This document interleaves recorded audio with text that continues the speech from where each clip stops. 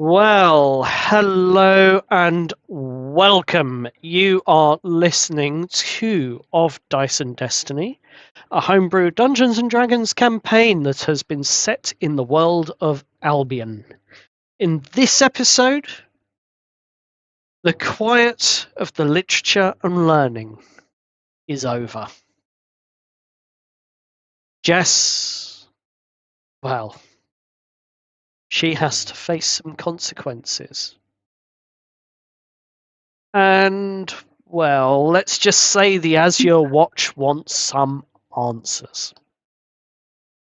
But before we get into all of that, welcome to Session 8 of Dice and Destiny.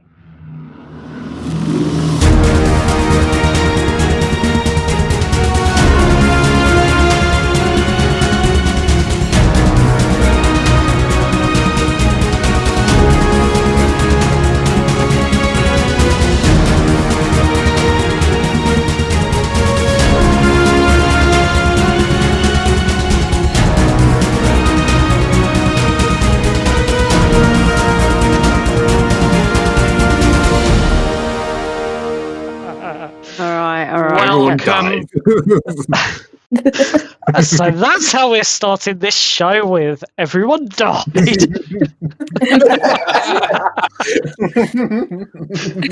Oh boy, this is going to be one hell of a show that we have for you tonight. And before we get on with anything else, let's go into the recap.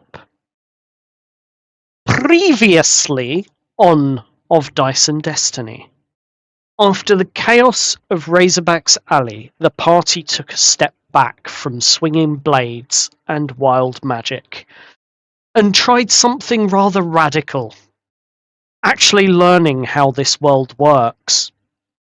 They regrouped, patched themselves up after the fight, and headed for Ironstead's great library. 101 steps.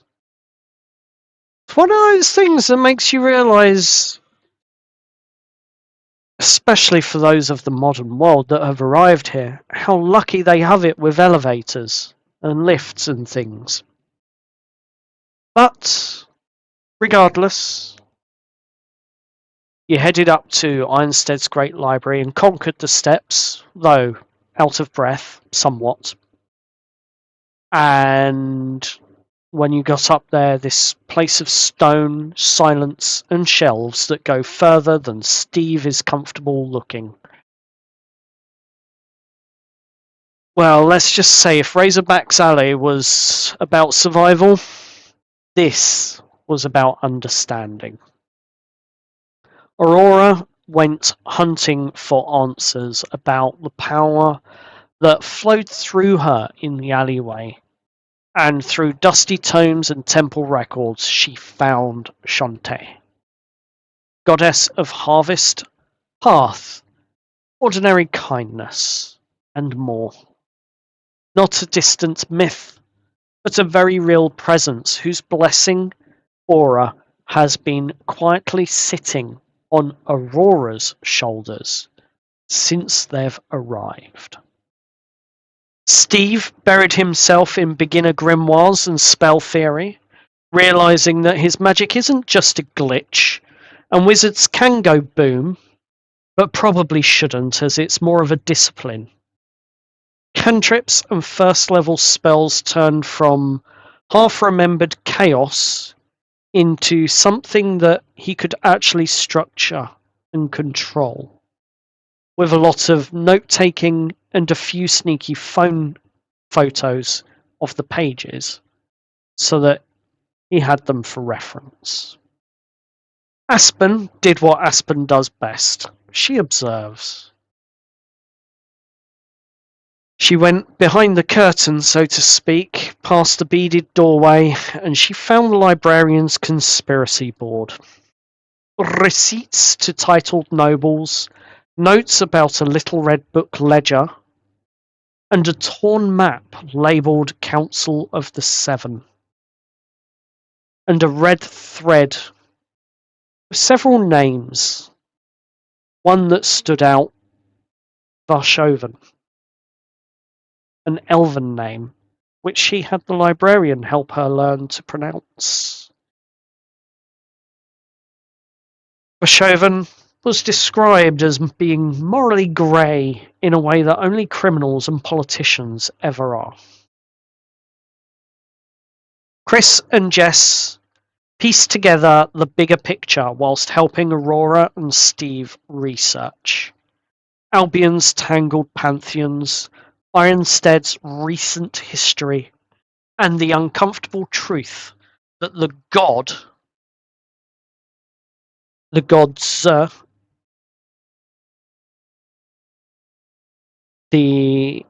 I've lost my spot. Hang on, there we go. The uncomfortable truth that the gods, the Azure Watch, and the city's rather dirty past, shall we say, are all very much woven together. By the time they left the library, they had more answers about the gods and magic, and a whole new list of questions about who's really pulling strings in Ironstead. Well, at least Aspen did. But after returning back to Elizabeth's tavern, not Elizabeth's tavern, Elizabeth's tailor shop, it has been that long, I'm sorry, and after returning back to Elizabeth's tailor shop, some light food was had, some tea, and bed. And Jess, approached in her dreams by a masked figure, was handed the very knife that Snake was killed with by your own hand. With blood dripping from your hands, you woke with a fright.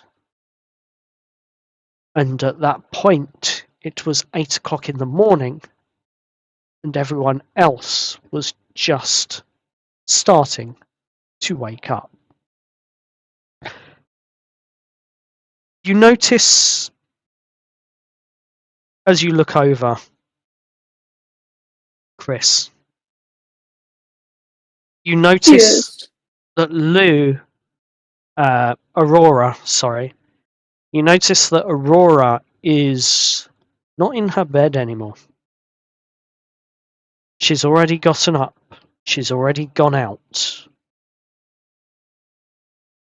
And there is a note at the foot of your bed on the little table stool thing that reads, "Gone to the chapel, need to speak to the clergy."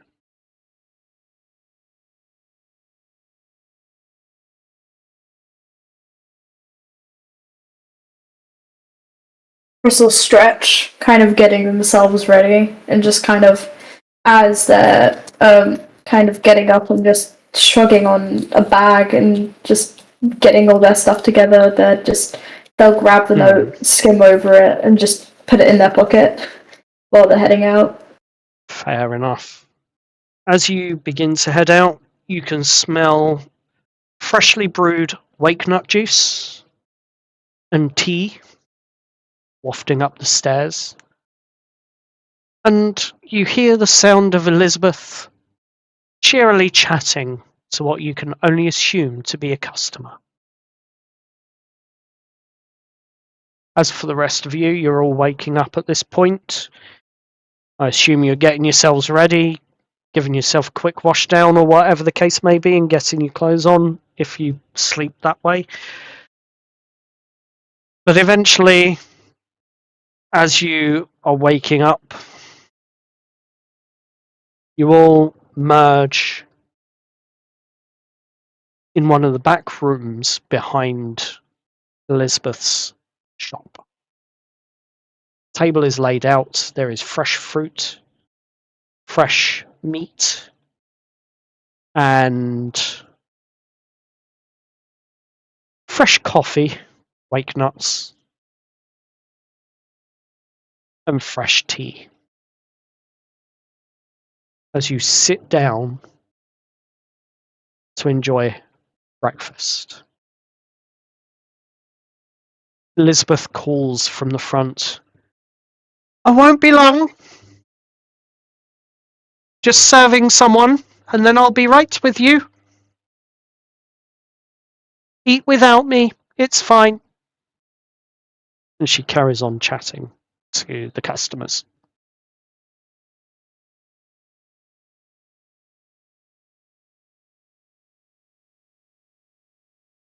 Yeah, Steve is, going to grab, some wake nut juice. Offers anyone if people want some. Jess will just take a cup of tea, and that's it. She's like doesn't want to eat or anything else after the bad dreams last night. So she'll sit quietly, just nursing the cup of tea.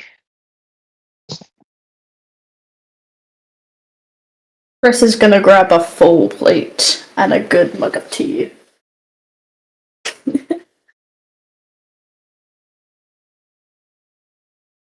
And what's And then Aspen we'll doing? just start scarfing it down.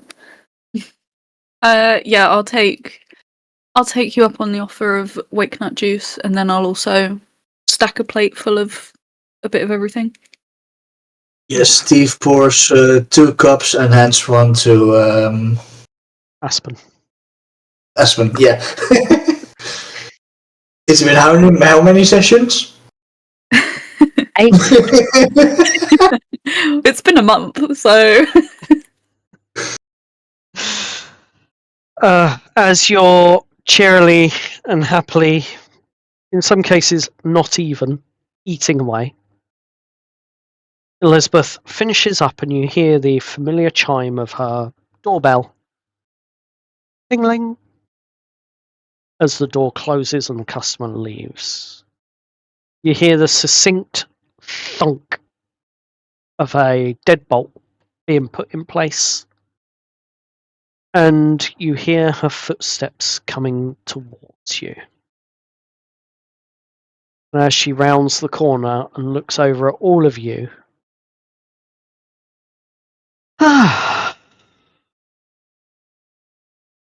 some mornings there are some customers that never stop talking. And then on other occasions, there are mornings where we have lots of customers who never talk. And it seems like after whatever happened to you yesterday, none of you seem to be in the mood for talking. She pulls up a chair, sits down next to you at the table and says, well, a little birdie told me that you all had your first encounter, as it were. You could say that, yes. That explains the bumps, bruises, and cuts I saw last night on all of you. I do hope you've rested well. Certainly rested. Well, not so much. What's the issue? Just bad dreams. Ah, Nothing important. fair enough. Well, encounters like that can be traumatic. It can often come out in weird and wonderful ways. Sometimes the trauma comes out as bad dreams. In my case, there's a trauma that I have from my childhood. And still to this day, there's one thing that I cannot help myself from doing whenever I see it.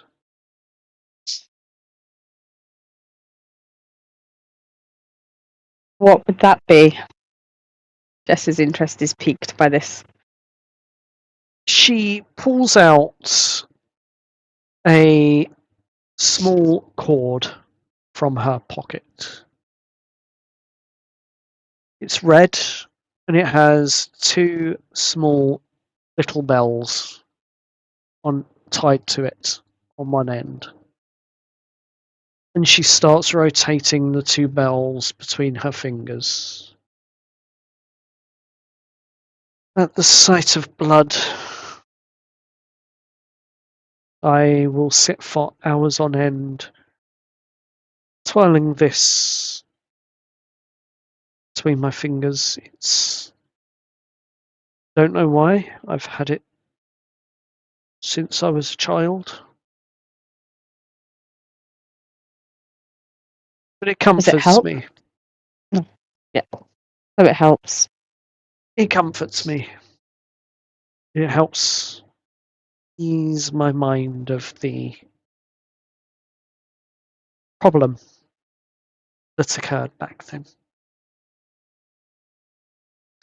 And you can see she puts the 2 bells away, and as she does so, she casually wipes a single tear coming from her eye.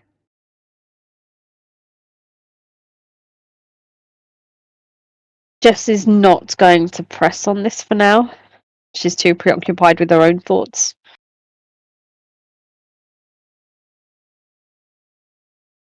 But yes, I heard you all had a bit of an encounter, and I figured a good hearty meal in the morning is going to be the best thing that we can do for you. I hope. Yes, sorry. It will definitely help, but it definitely gave us a wake up call of to how real this actually is and how consequential these fights can and will be if we encounter more of them. Very much so. Yes. Oh, we do have to report to the Azure Watch at midday, so... I'm glad you remembered. Nix asked me to remind you of that event. I'm glad I don't have to. With all due respect, Nix is the reason we ended up with this encounter. With all due respect, I appreciate your point of view and perspective. I do, however, know that Nix, she's normally quite used to the alleys and such. She rarely ever leads anyone astray, and she rarely ever leads anyone into trouble. I think, to quote her perspective, the combination of her being wanted by those that remain and the combination of a group of travellers who are unfamiliar with this town, shall we say, the two in combination with each other was something that these forgotten children, as they're known as, was something of an opportunity that they couldn't possibly try to pass up. I feels like a matter of wrong place, wrong time situation. It'd be maybe an advisable approach with the Azure Watch on that one, with that direction. Anywho, my next client should be turning up in about 10 minutes, and I need to prepare a couple of small patches for them. So I will bid you all a good day. There is an exit at the rear here that leads into the side alley about 20 feet from the main street, so don't worry. No one's going to jump you there. But I will, by the time you've all finished and cleaned up, I'm probably going to be with the customer, and I'd appreciate it if you could use the rear exit this morning when you leave. But it seems like you've got a couple of hours before your appointment, so I'll let you dither on what you wish to do. And she steps up and says, I do hope you have a good day, and I do hope for the best outcome possible for you. Before she turns around and walks into the shop.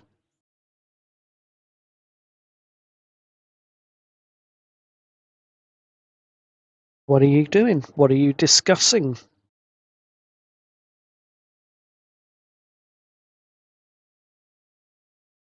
Well, we have time. We have time to kill. So, what's the plan, guys?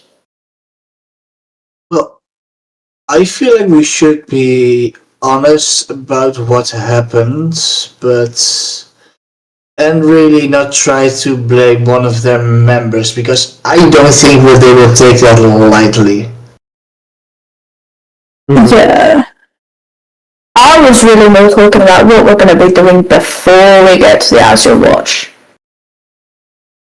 That's fair. I think it's a good thing to plan ahead. So, I guess. on your screens on the VTT now, you should be able to see an approximation of the map of Ironstead. And for those on the stream, I'm just about to zoom in for you. There you go.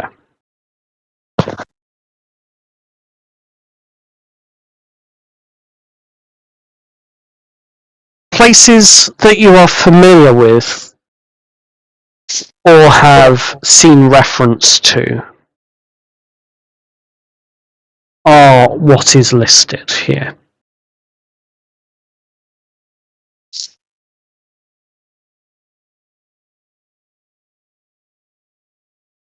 On this map.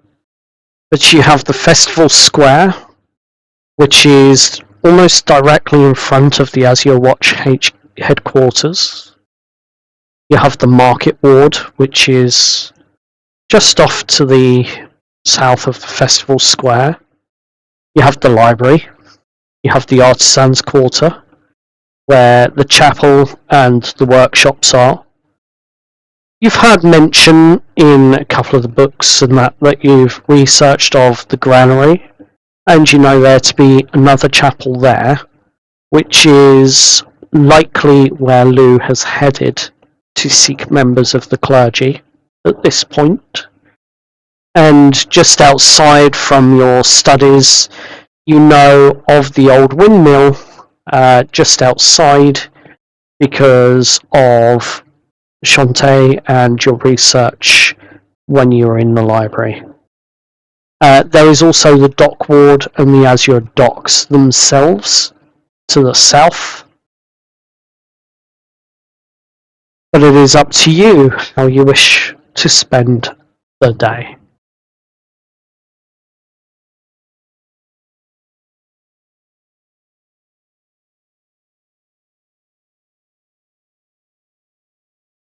Part of me just wants to go straight to the Azure Watch and get this over and done with. Yeah, but we're waiting for multiple hours, and I feel we should see the city more. Because personally, I don't know where we are, so I kind of want to just have a look around.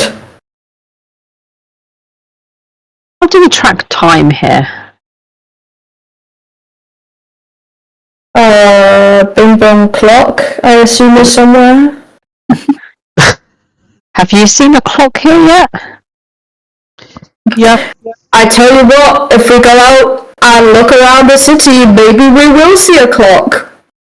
I mean, you recall having seen clocks at various locations on the chapel, in the Artisans Quarter, for example, on the Azure Watch headquarters as you walked past it, and the training grounds that are outside of it.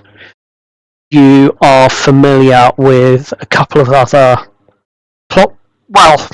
one clockmaker or that you found as you were walking around randomly, and they've got lots of clocks, although you're not sure if any of them are actually set accurately or just set there for display, so that at least something is going off all at the same time or randomly throughout the day. But either way, you are familiar with some of the landmarks and some of the bell towers and that are from the chapels and things. You've heard them ringing on one occasion, I believe. Then fine, let's walk around for a bit and I guess pass a couple of hours away until we have to be at the Azure Watch.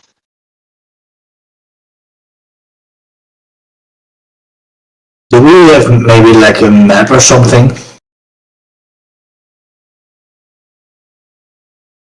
I don't think we have a map. Nope. Not yet, you don't. Do we even have money for a map? No, at least I don't. Me neither. I do, I think. Hang on. Yeah, I think I do. We could find a map maker and get a map. We can do that. Or instead of spending money we barely have and we ask around, maybe? Well, yeah, but we'll just find the cheapest map. We can haggle. I've done that. We can haggle. It's fine. We'll get a map. That's Also, right. I'm curious, guys, what did your research turn up to? Did you learn anything interesting? Found out more about, I don't know, gods that exist here. Wait, there are multiple gods? Yeah. Like, a whole pantheon. Like... I guess it's a bit of like Greek mythology? I don't know.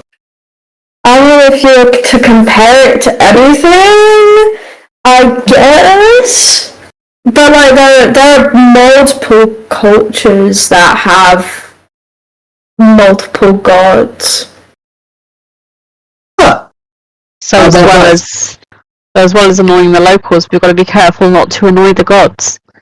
Wonderful. Yeah. So, my research turned out to be like, I discovered more of the magics that exists in this world. And, well, I turned out to be a wizard who learns through reading. Oh yeah, I bet you'd be great at that, Steve. What's that supposed to mean?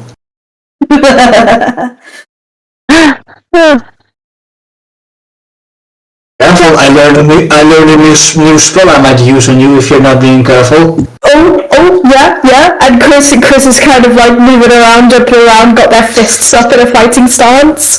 I got strong person. Oh, we're doing this, are we? We're doing this! Hey, at least I consented. Roll your save. What is it? Wisdom saving. Wisdom saving throw, DC 14. Oh, that's a straight, that on the dice without adding is a 17, so... Yeah, that saves. So you feel the effects, Chris, but you shrug them off.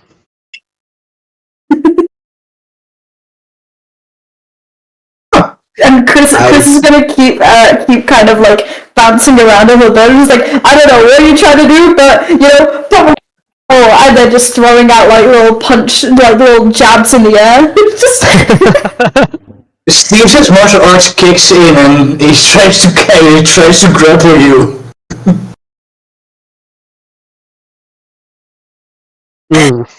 I mean, it did work. It worked on me, so you know. What did he try and do? Do you know? I don't know the names of spells. It just made me like him more. The spell's called Charm Person. I don't think anything will ever make me like you more, Steve. Okay. Chris, as he says, Charm Person, you recall from DMing the game originally that, hang on a minute, isn't that one of the spells in the Dice and Destiny game, in the game book?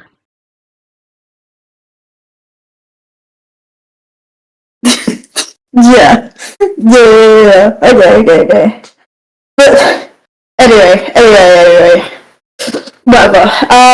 And they're gonna quickly, while they're kind of walking around, they're gonna kind of sling around their bag and kind of grab their book out. And kind of look through and see if they can find anything on any kind of spells. You find... Because they haven't fully explored everything in the book yet, I don't think. No, you haven't. You find that the book has... Obviously, it's altered somewhat from being the DM's guide that you had before, and the player's handbook and that you had before. And you find that they have altered somewhat. And it's now more looking like a tome.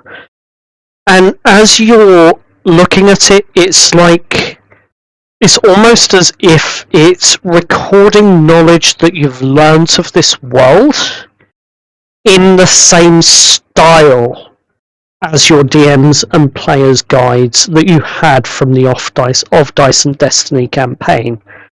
And you do notice that,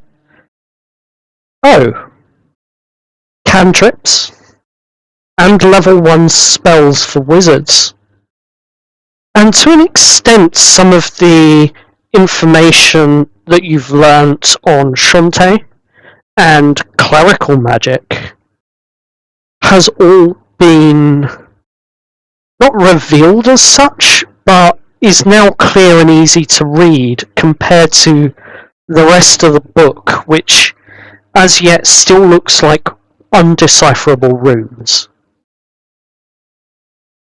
And it brings back that sharp memory of being back at the Lake District briefly and seeing everyone there with their books and casting magic and trying to overthrow this woman that was essentially trying to corrupt an Azure crown.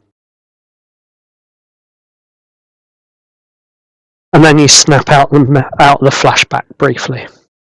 And you're back to reality, and you can see that information is still clearly there in the book. But everything else is still a jumbled mess of runes. Can I flip through it to see if there could be anything that's decipherable at this point that could pertain to what kind of class I am? You can indeed. Now, I have a question for you, though. Yes. What are you asking precisely in your thoughts as your character of the book?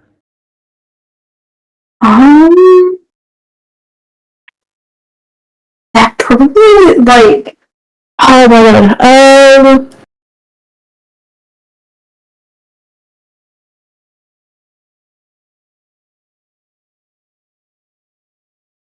I don't even know.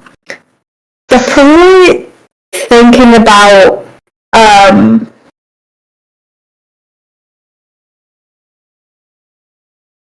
just trying to see what new things they could do in this world. Just, they wouldn't be too specific, because they're just flipping through and seeing if anything is decipherable at this point. Roll a d20 and add your intelligence modifier for me. No idea what my intelligence modifier is. Oops. If I recall, it was +2. That would be an adjusted 20 then. Uh-huh. My dice like me today. Your dice do like you today. Don't say that too loud. So, on an adjusted 20, you find information about your class in the book. You do stop on the page, like it's almost as if the book is trying to open itself to you to that page. And letting your fingers run over the words, they do form passages that are decipherable. And you are, if I'm correct, a druid? Yes. It does state that you are, well, much more natural in your magics, but you do have magics available that you can use.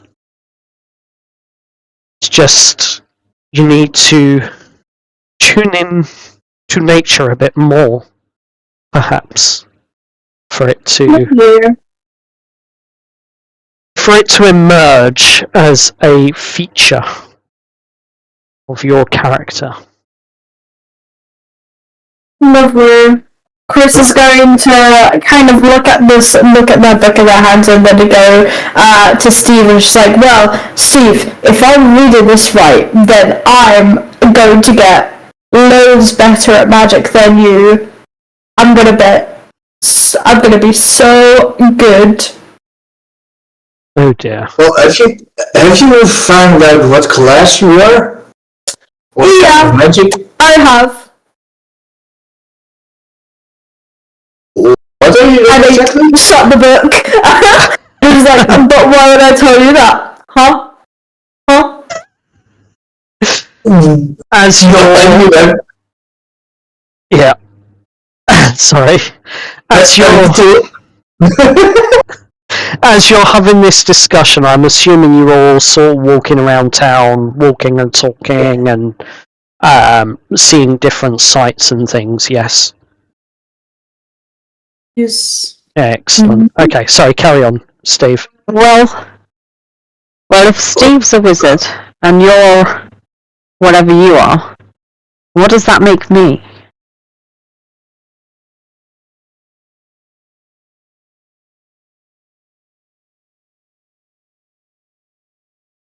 Do you feel like you have the innate ability to use magic? Nope, no magic. Well, I think you might be one of the middle classes then. Maybe, I don't know. Well, you're definitely not a rogue. You're definitely not a paladin or a cleric. That leaves two things, I believe. Like, I think either fighter or barbarian, I guess? I don't think I'm a barbarian. Aspen, you've been rather quiet as barbarian is mentioned. I don't know if I'd necessarily pick up on it. I just kind of hit things. Fair enough. I know what I'm good at. Chris is going to open the book again and see if there could be anything that could remind them of what that is somewhat decipherable to what they've seen of that Jess is doing that could potentially pertain is. I know what Jess is, but Chris can work it out. D20 plus your intelligence. Please. Mm-hmm. Oh! That is a 12. It's vague. It's skittish. Various things that are deciphered on a base level, but nothing's really jumping out at you. Roll a perception check for me as you're flicking through the books and the pages rapidly, trying to see if anything comes out or see if anything comes up. That's a 19. On a 19, one thing that you do notice is more a case of what you don't notice. Every time you get to a page, it's almost as if no matter what you try and do, one of those pages will not open properly, and it automatically just pulls the other page across, or it skips as you flick through it and 2 pages turn instead of 1. It's more what you don't notice than what you do notice.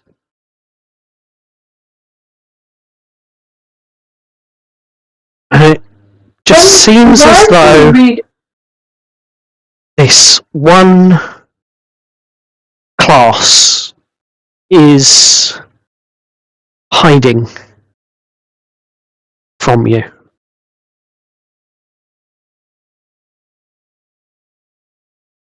Now I wonder which class would be good at hiding.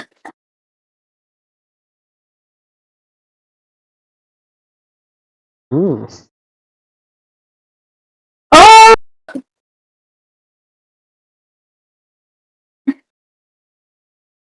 Chris would close the book again and kind of eventually put it back in that bag. Fair enough. And would just be like, sure, we'll figure it out. Just not say anything. They have like the slightest of hunches now, I think, but they don't have anything to be sure, so they're not gonna say anything right now, I don't think. Fair enough. And with that, after you're walking and talking, and you find yourselves aimlessly having wandered into the market ward, into the market quarter, and you find yourself in a very, very busy street. It is packed. You can tell quite clearly that today, of all days, is market day. Oh no. There are calls coming left and right. You've got the smells of fresh meats that have just been freshly cooked. You've got the smells of spices coming from one of the other market stalls that's been freshly imported from other areas of the land. Maybe other parts of this continent. Maybe other continents entirely. You don't know. You can smell the spice, and you can smell the incense that's wafting from various different market stalls. You can see a rug seller, carpet sellers. You can see someone that is selling what looks to be the same pair of trousers and just has like stacks of them. You can see other market stalls that have various things like duvets and blankets, and there's one that has like little pieces of trinkets and jewellery, and it's noisy. You can hear the calls. You can see the fresh fruits and vegetables that are out on various other stalls as you're walking through. The noise and the cheers and the calls of 2 for a copper, 3 for a copper. This going on all around you, and as you continue to sort of walk to one side to try and stay out the way of everyone, you notice that there are a few more guard, as it were, a few more Azure Watch troop walking around in pairs, keeping this whole area much safer, it seems. And as you are continuing through the markets, you come across a very interesting little stall which sells what looks to be bare essentials, bits of parchment, inkwells with a small amount of ink in each one, quills, other little niceties, as it were. And then towards the back of his little stall there is a pot, and it has what appears to be canvas-like posters, as it were, that's been rolled up and tied with a bit of ribbon to keep it in place. And on the stall you see various small little framed maps of different areas of Albion. And it does catch your eye.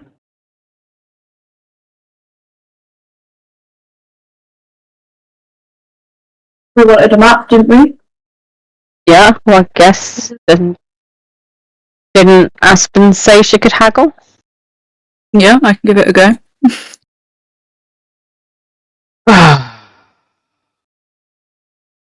So, welcome to the cartographer's supplies.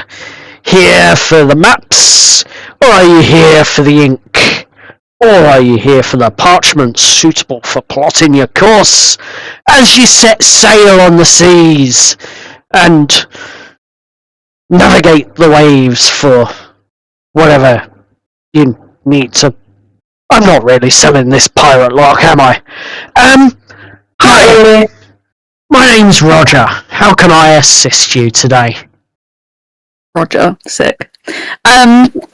Yeah, we want a map of just Ironstead in general. Doesn't need to be fancy, just whatever map you have that will get us from point A to point B so that we can figure out where we are.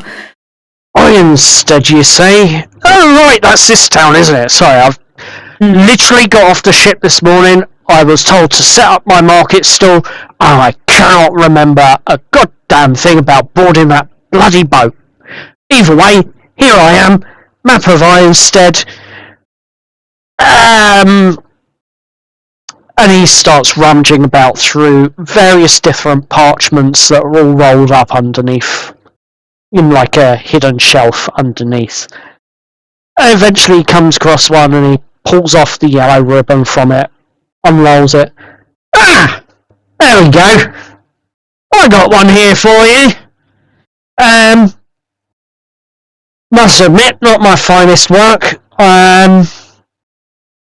Silver piece for you. How's that sound? Silver piece? You just said it's not your best work. That's right, my best work's 2 gold piece. Oh, how big's this map? As he unfolds it, you see it's sort of like your average, maybe A4 size sheet of parchment.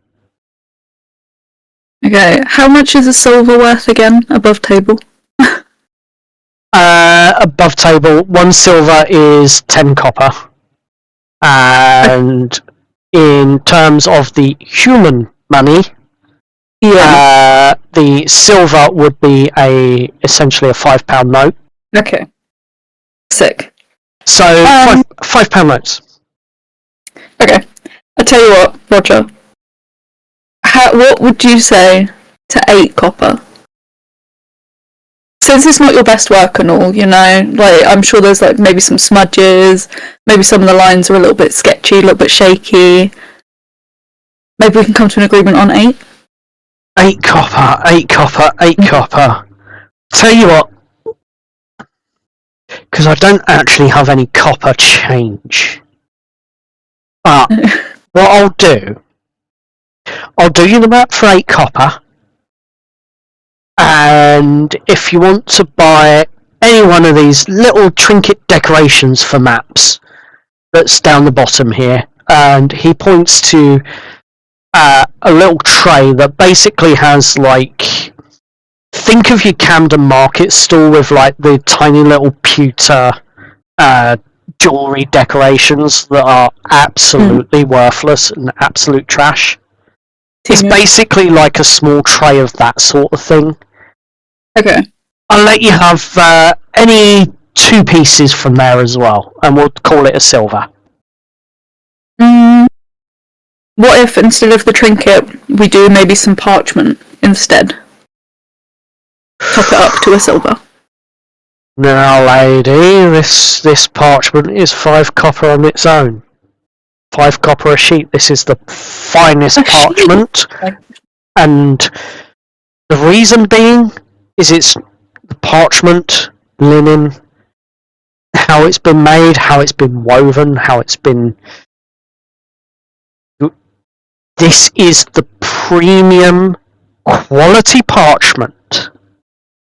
Specifically, roll your insight check. Specifically for your map making skills. Never mind, that's not one.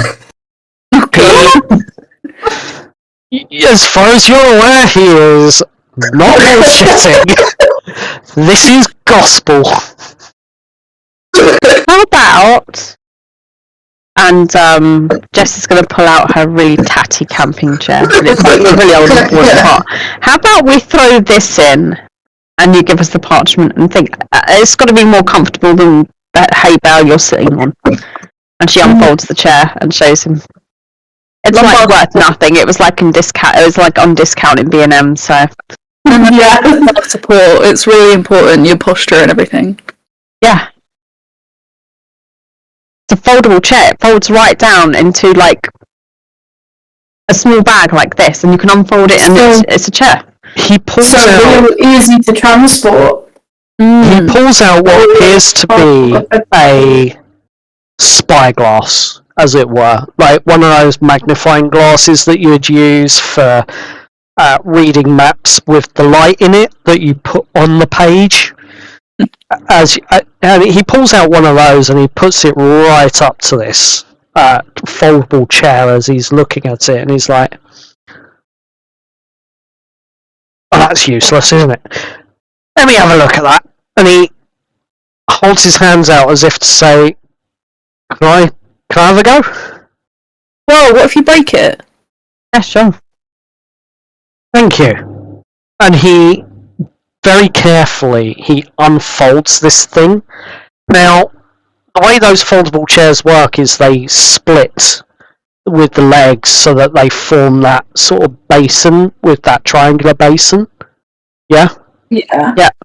So as he unfolds it, he's sort of like, "Huh, interesting." And then he sees that one of the legs is slightly loose, slightly different length. And he gives it a bit of a twist. It seems broken. What's going on here? And then he slides it up and down. Oh! And then as he twists it, it locks into place. This is ingenious mechanism. I've never seen anything like this. And what's this material called that this seat is made of? Canvas. Canvas. Same thing ship sails are made out of. So I could actually patch this up if it ever broke. Yeah. Huh. And he undoes it and he adjusts the legs so it's like the perfect height. Puts it on the ground behind his stall. Gingerly begins to sit in it. Eventually trusting his full weight.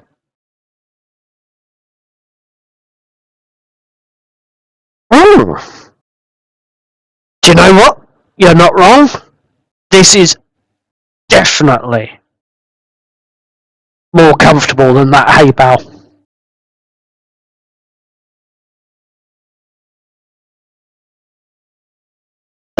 do we have a deal? Yeah, I'll let you have for this. I've got to be a bit fairer for you, I think, on this one. I'll let you have 3 sheets of that parchment. Oh, fantastic. Thank you so much. And the map. You're a gentleman, sir. For this chair and 1 silver.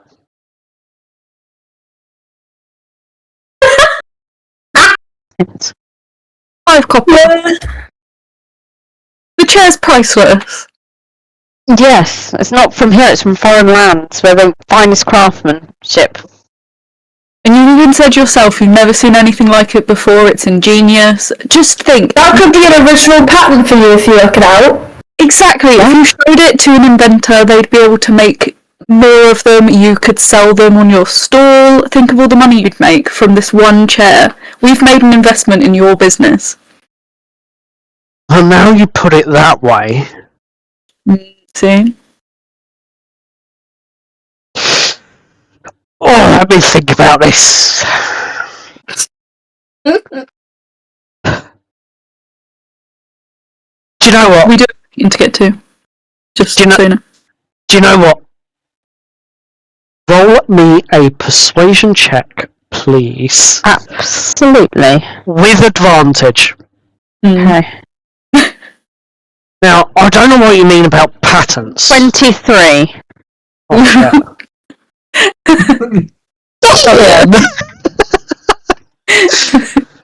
I don't know what you mean about patents. Are you talking about, like, inventor's insurance for... Inventor's rights. Yeah. Like, hey, I was the first one who made this. Now you don't get to copy me without giving me some money. Oh, Yeah. right, I got you. Yeah, so inventor's insurance. Awesome. I will... But the problem is... Well, I can get that to work. I've actually got a friend who could actually reverse engineer this. He's a bit of a gnome, you see. And he loves to tinker and fiddle with things and work things out. So, yeah, I think this could work. Although he will want a 20% cut of any profit for doing the reverse engineering. But even so, I could still get this to work. In Albion, we don't have anything like this. Cover is made of canvas. Well, this ain't like any canvas I've ever felt before. This seems like it's got some kind of waterproof coating on it or something. So Bone weaving technique. Yeah. You can waterproof it with paraffin wax as long as you keep it away from fire. oh yeah, like we do with the cells sometimes. You know, when we're putting them in stowage. Yeah. I can see this working, you know. And do you know what? I think, now I think about it, because one of the things a lot of people in our craft like to do is sit out under the stars as they draw their maps, because the stars give us a good indication of where we are, and you know that it offers us guidance in this world. But I'm sure you're already aware of that. Anyway, hark at me rambling on again. I tell you what, it's an absolutely fine deal. I will take the chair. You can have the map and 3 pieces of parchment. Thank you. We really appreciate it. You're a gentleman, sir.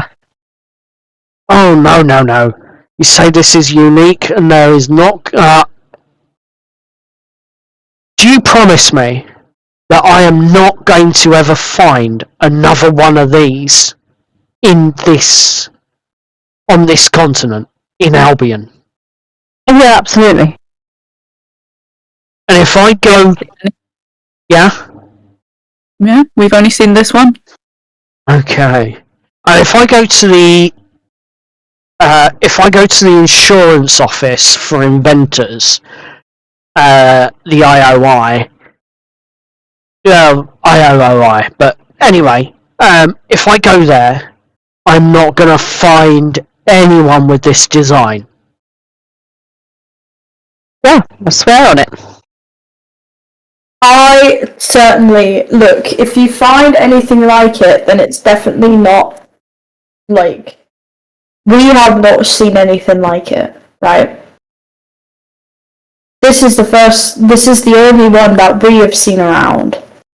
So we can't exactly guarantee anything because it's just based on what we have seen, but we swear this is the only thing that we have seen around of it. He stands up off of the stool, and he lifts it and he closes it up again, slowly and carefully, and slides all the legs back in and tightens them up.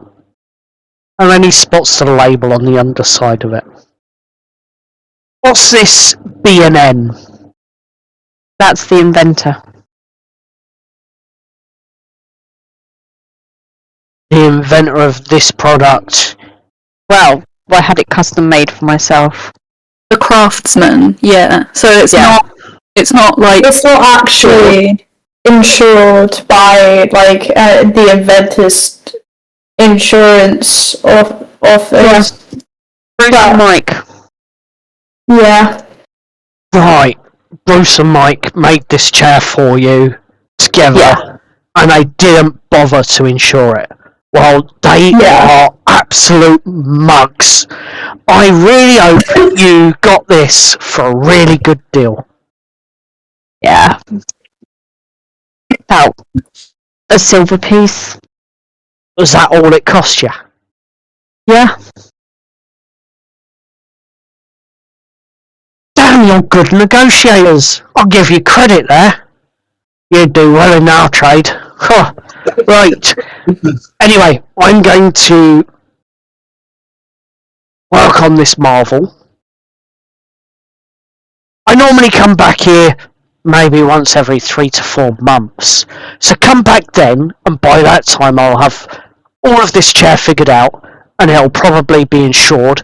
And if I can get the product made somewhere by someone, probably on a licensing fee, then when you next see me here in about 3 or 4 months, because my ship sails tonight, when you next see me here, you might find I have a whole stack of them, and you're more than welcome to try the product. You never know, I might even make some iterations and improvements. Do you know what this one thing is missing though? What's that? Arms. Yeah, you could make some arms for it. I tell you what, if you make an arm, hear me out, you add a little circle, and then you have a net underneath it. Right. Just enough for if someone's relaxing, it can hold a little pot of something. Whether that is, like, it could be a mug of ale, or it could be a pot of ink. Or it could be a pot of ink. Genius. Friends. A little net so that it can hold an ink.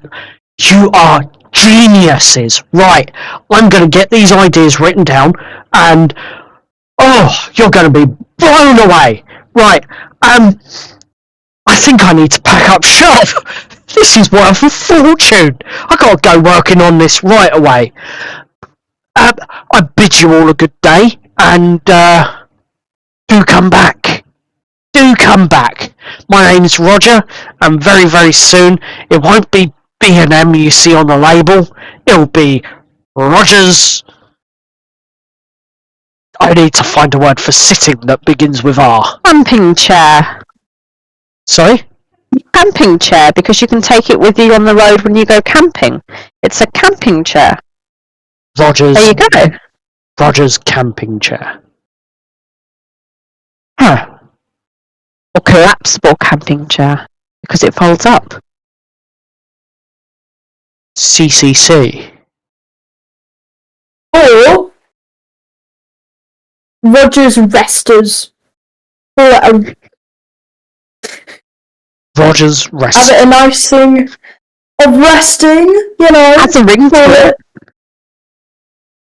Call it a rester, you know. That means that if people aren't just like, you know, it's a brand new name instead of chair. Like it's a redefining of what a chair is. It's a rester, and it's got your name right there. Roger's Rester. I like that. I'm going to work on it. I'm going to workshop that idea. But I think you'll be pleasantly surprised. It's been a pleasure, Roger. And you too. Sorry, I never got any of your names. Jess. Uh-huh. Chris. Aspen. Steve. Chris, Jess, Aspen, Steve. I'll probably forget that by tomorrow, but I bid you all a wonderful day.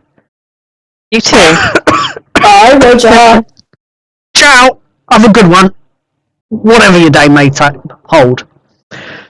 And as you finish up this conversation, you see him starting to pull out parchment and take notes and write things down on the parchment as you begin to walk away. But you have your map of Ironstead in your hands. Well, I guess we should head to the Azure Watch then. About that Yeah, I time. guess so. Also, Jess, if you're ever Can I put being an inventor on my CV now? Why not?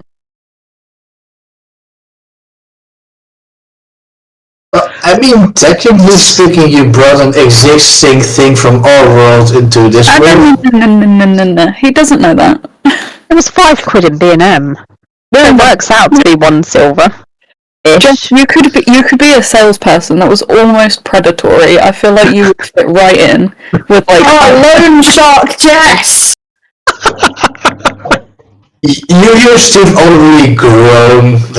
If you ever need to change profession, you know where you can go. Well, I did work in retail before I did my degree. Think of the commission. Yeah. Well, that's if I don't get executed by the Azure Watch. Yeah, I'm sure You won't. we're good. Just on that note, if the worst does happen, and I'm imprisoned, I'm executed, I have a lot of valuable things on me. You could sell them to traders and make some money. If not, and I survive, we can still sell them to traders and make some money. See, salesperson. Look, you found your calling. You can have a side hustle where you just, I don't know, you're an eBay reseller. I mean, I have sold some things on eBay before, but not much. She's a businesswoman. It comes from my retail background. And that's the shopping episode.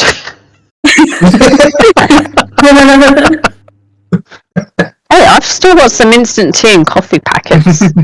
I think I've only got a couple of each, but we can find a tea and coffee trader. We could sell them the patent. Oh, sorry, wake nut juice.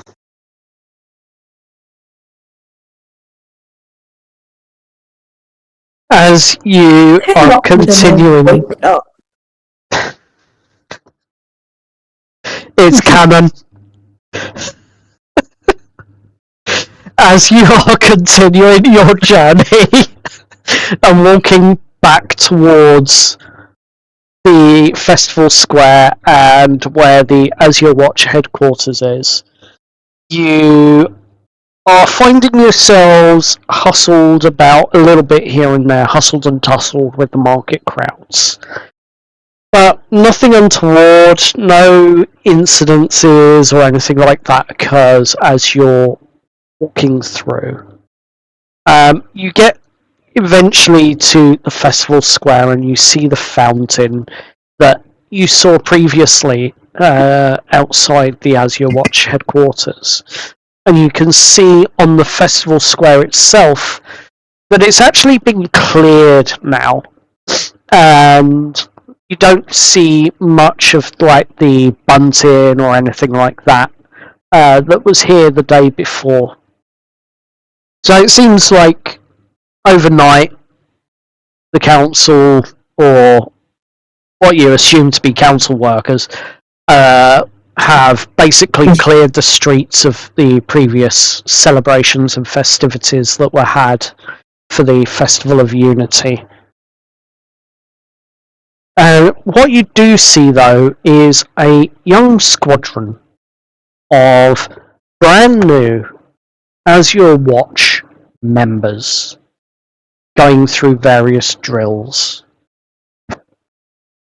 And as you approach the festival square, you are promptly stopped by two members of the Azure Watch who look you up and down and simply say, "Where do you think you're going?"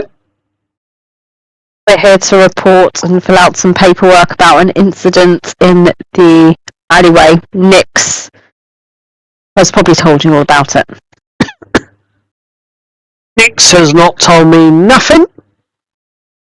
Not even sure who Nix is, I'm afraid. Hear it. Look, all we were told was to report here and explain what happened in the alleyway yesterday. Right, and what happened in the alleyway yesterday then that made you need to come here and write out a statement? And that's why we are here. There was an incident with a gang. Huh? They ambushed us and we were forced to defend ourselves. We're meant to Right, actually talk about it when we're given the statement, you know. right. We've got a meeting at midday. Asked to come here. If you can check your little books, that would be really helpful. Give me a moment. Cheers.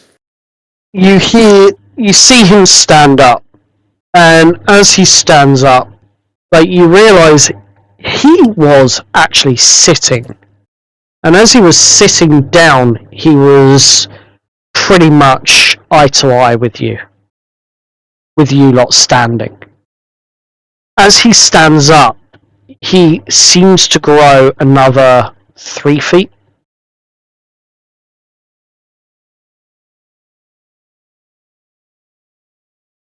And you hear from his throat, or from his chest more to the point, "Adrian?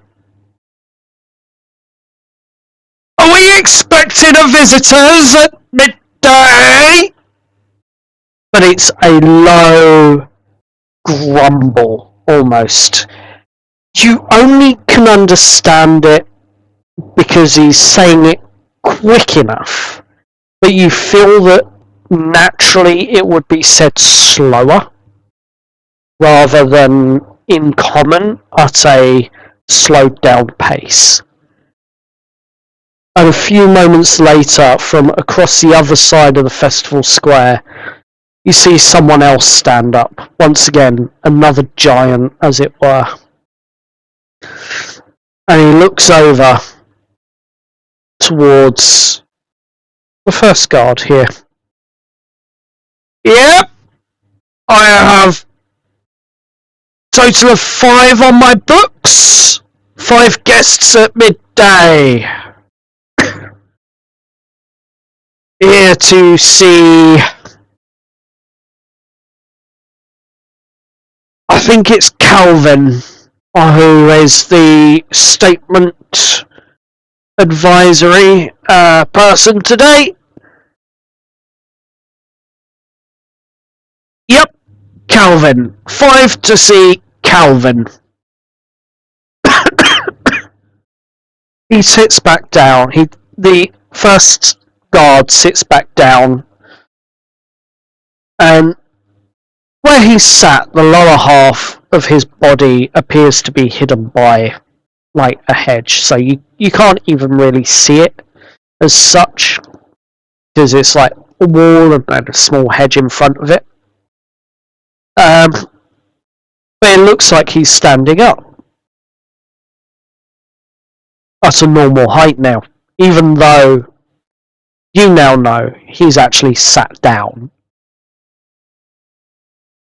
Right, go on then, but follow the path round to the left if you could, please, and as you walk round, mind the guards that are doing their drill, because they've got a parade and they are practicing, and then you got the junior cadets who want to join the watch but don't really know bugger all. It's quite fun watching them TikTok.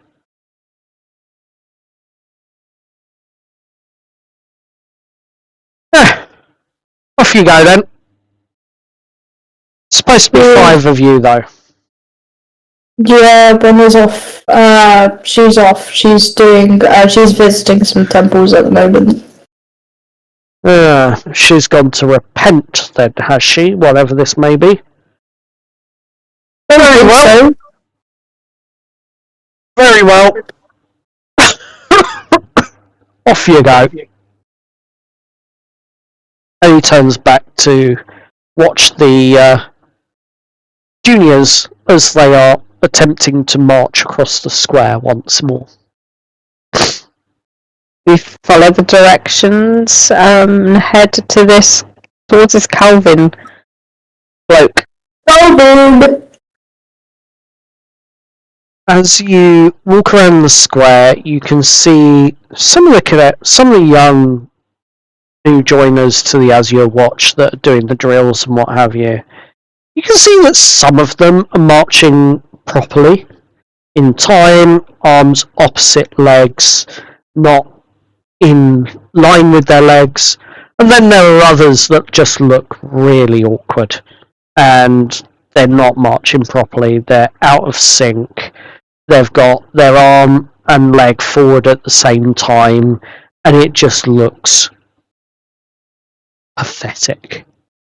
Like, it's the sort of thing that if anyone of your characters has had been to the Army, Sea or the Air Cadet Corps, it's the sort of thing that you know that in drill you would have gotten a bollocking for not marching properly. And as you're watching this, you watch one of the very badly mistimed cadets just trip over themselves, and you watch as the rest of the cadets behind him start stacking on top and falling over as well, tripping over themselves, falling like a stack of dominoes.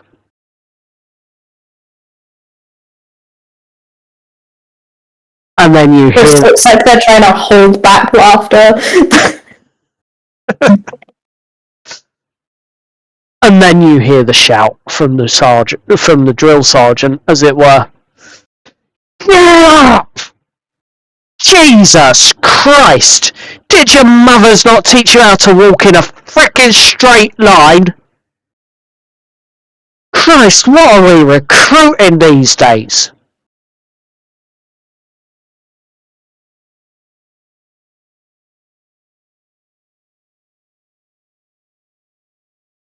Let's just get to this Calvin bloke and try not to stare, perhaps. We don't want to cause any more trouble than we're already possibly in. As you make your way around to the Azure Watch headquarters, you find yourself once again in the small front courtyard, and you're looking at it, and you're seeing the various portraits of the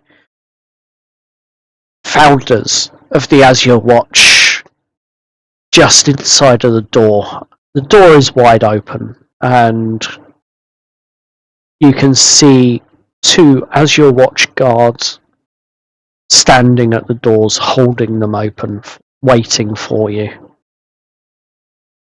As you approach, you go up the steps, and it turns from like a wooden porch platform out the front, as you've gone up these steps, to a marbled floor inside.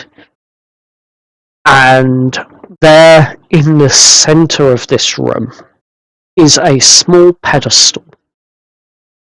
And humming an azure blue colour is a sword that is floating there above this pedestal, and it's encased in like a glass cover, and it's humming with this bright blue, azure blue energy. As you look around this headquarters, stepping in, you can see the portraits of the founders lining the walls. You can see Penelope. You can see a portrait of Stan. You can see a portrait of Brock. Someone you've actually already met, or some of you have already met once. You can see a portrait of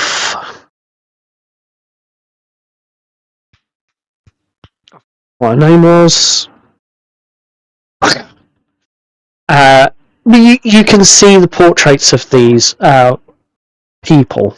There's another one of Morrigan. There's another one of someone else who's slightly darker skinned, but I can't remember her name. And they're all standing there in these portraits quite proud.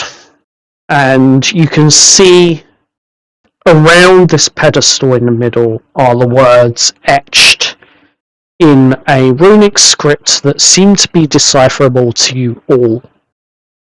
That reads, "With hope and unity, we will rule with justice."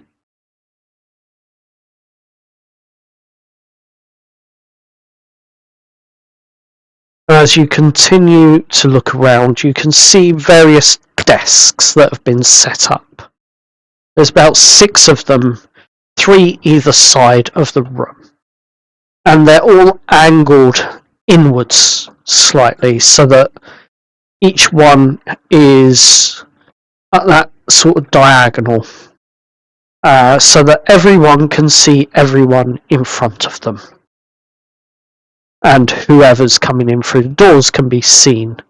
And as you look up, you can see a balcony and a banner. It's a huge banner, as it were, like a pennant-style banner.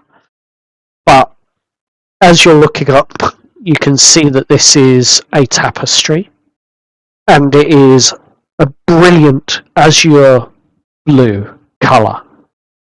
And in the middle is what you can only describe as a fleur-de-lis from the real world, as the symbol of the Azure Watch. And as you continue to stare and look in wonder at this room that you've walked into, you hear a small coming from a desk on the right-hand side of the room from where you've entered.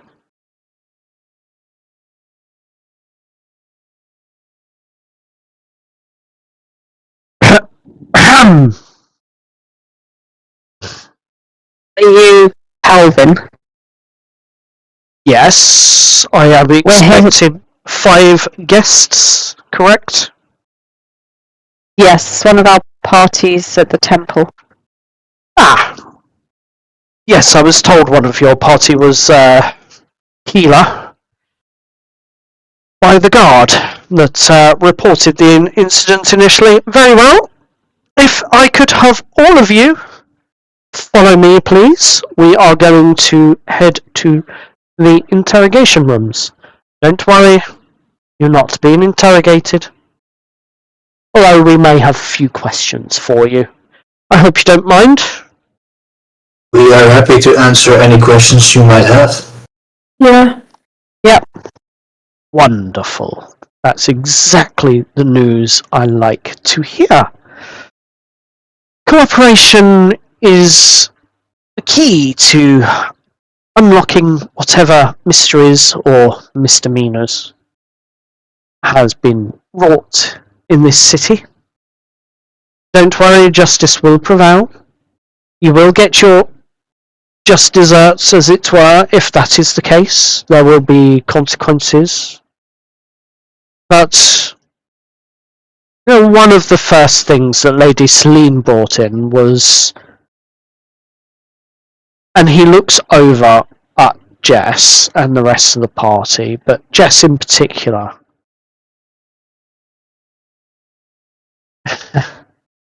Don't worry. I can see that in your eyes. That fear. We're not going to be executing or punishing anyone in a matter of which things are final.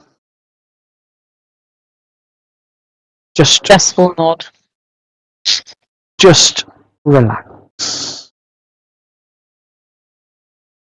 And he leads you to one of the interrogation rooms that's been set up for you all.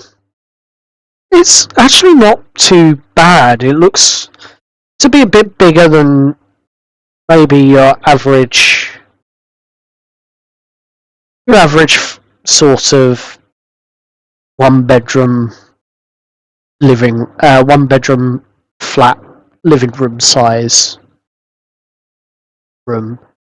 And clearly this was used for something else, as there's evidence of like pin tacks in cork boards dotted around the room, and all sorts of little oddities that tells you this isn't actually an interrogation room. It's probably more like an old map room that's been repurposed because perhaps your party's a bit bigger than they were expecting.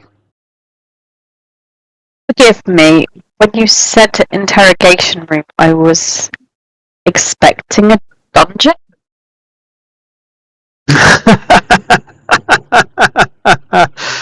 Oh, I appreciate your candor. I really do. I promise you we have no such foul play within our organisation. Either way, if you can just wait here for him, you will be met by our Unity Marshal. His name is Brokka Thorne. Sorry, can you say that again? Yes, the Unity Marshal Brokka Thorne will be arriving shortly. That Brokka with a B or a R? Sorry. This is Jude asking. Yeah, above table. Brakka. Thank you. Thorne. Brokka Thank you. Thorne. Unity Marshal. And he closes the door and leaves you all to sit in this slightly bare room with what appears to be a circular table in the middle of it and a couple of chairs dotted around the edges. There's no windows.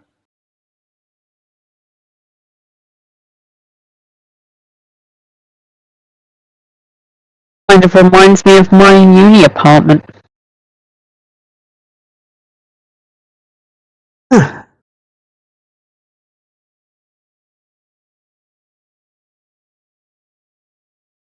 It's a good 10 minutes that's going to pass before Brokka turns up if you have any conversation that you wish to have.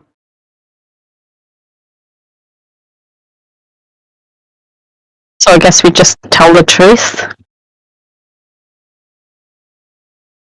Yeah. I mean, Really from good. what it... Sorry, From our Aspen. perspective. Sorry, yeah, I don't see any point in lying. I mean, they attacked us and we defended ourselves. I don't really think we necessarily did anything wrong. Yeah.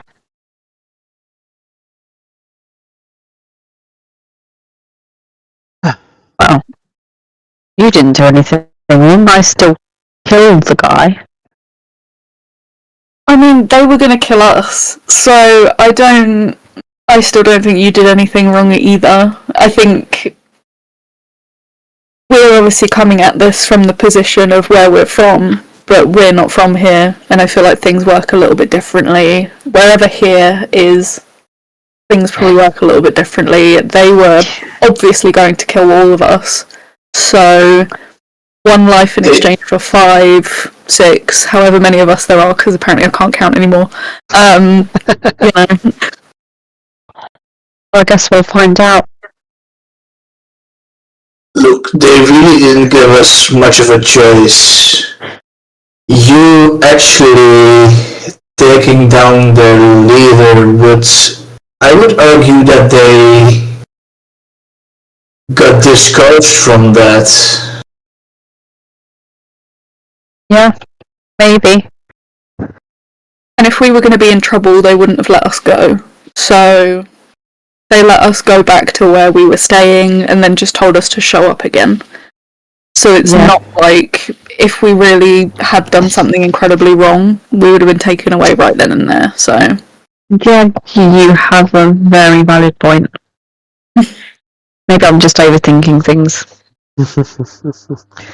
deep breaths. About 10 minutes pass as you have finalise your conversation, and a few moments later you hear 3 loud knocks on the door, and then it pushes open. Right, good day to you all. Just to let you know, my name is Brokka Thorne. I am the Unity Marshal here. It is my job to take your statements, and it is also my job to make sure that every one of you is telling the truth. So, without further ado, what we're going to do, we're going to all sit down at the table, and we're going to have you all in a semicircle, and then I'm going to sit at the head of the table this side, and I think we'll go from here. I've got some parchment, I've got pens and, well, inkwells and quills, and he pushes it across the table, parchment to each of you, inkwell to each of you, and then once he's done that, he says, quite simple really, just write down your statement. Now, I know you've all had a chance to talk about it and what you're going to write. Don't worry, we've already had an official report from what happened. As well, so we will know if you're lying because we've gotten a report from one of our guards, and if it tallies, it tallies. If it doesn't tally, then we start asking questions. It's really that simple. At the moment, none of you are in trouble, but we will hold you back after for about 10 to 15 minutes, just so that we can look at what's happened and read it through ourselves.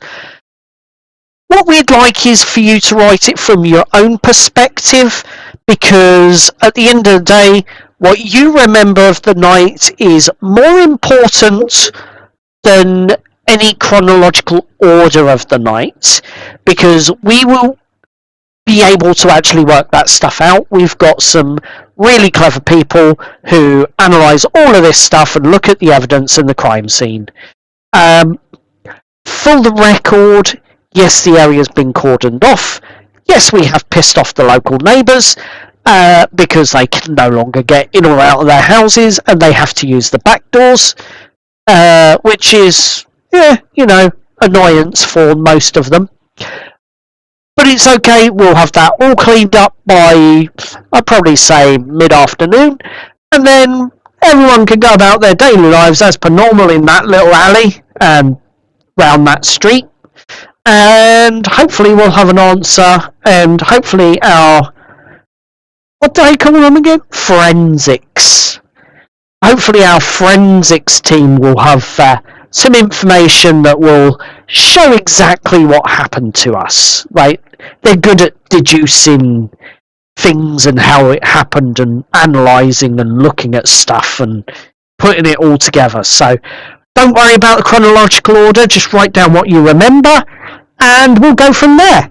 And as he's spewing all of this out and rambling on, you're kind of taken aback that this half-sized human, halfling, that's in front of you has got this much authority and is commanding this room the way he is. He is small. Like, the closest that you could put it to from where you're from would be someone suffering with dwarfism, except here he's not actually suffering, or someone that's been affected by dwarfism, but he's not affected by it.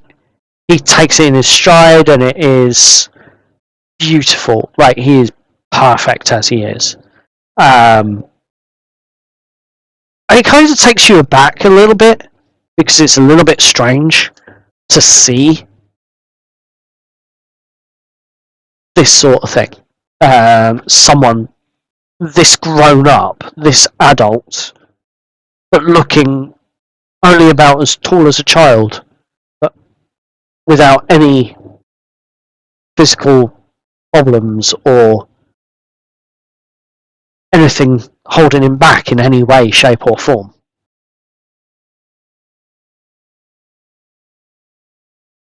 Anyway, I've rambled on enough. I'm just going to sit here and read my book whilst you lot write your statements. And he pulls out a folder from his bag, puts it on the table and starts reading through it.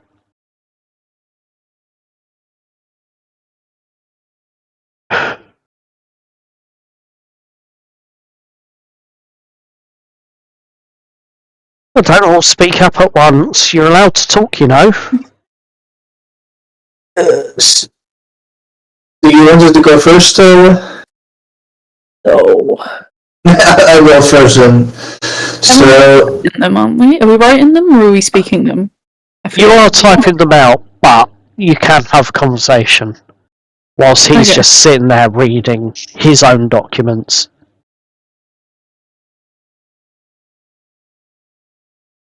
So I feel like Steve is, writing out his statement from the moment of the ambush where the guards blocked them, and feeling like we didn't have much of a choice. We were backed in the corner with really no way out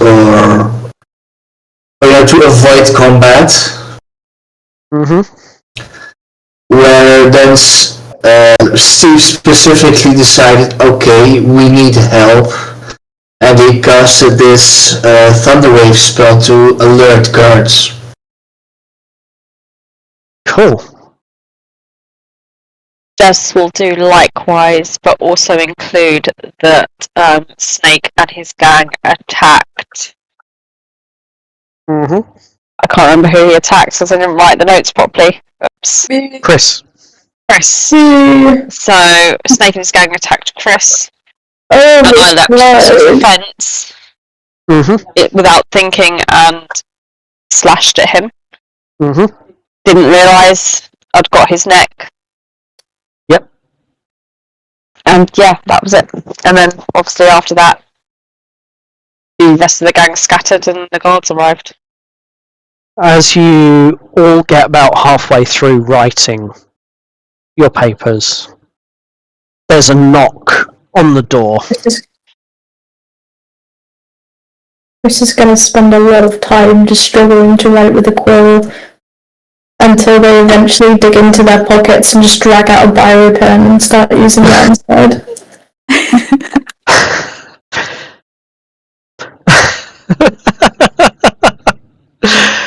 You get a raised eyebrow from the halfling, who looks at it, sees that it's still a writing implement and is putting ink on paper, and he just ignores it. Whether that's intentional or intentional curiosity, who knows? He has taken note of it, but he ignores it because he sees ink hitting the paper. But there is a knock on the door. Yep, who is it? Come in, come in.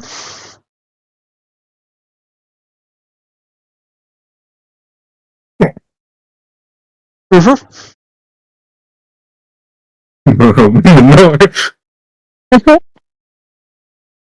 Oh, crying out loud. Don't be shy, Osiris. Just, yes, I've got people here, but... He opens the tea.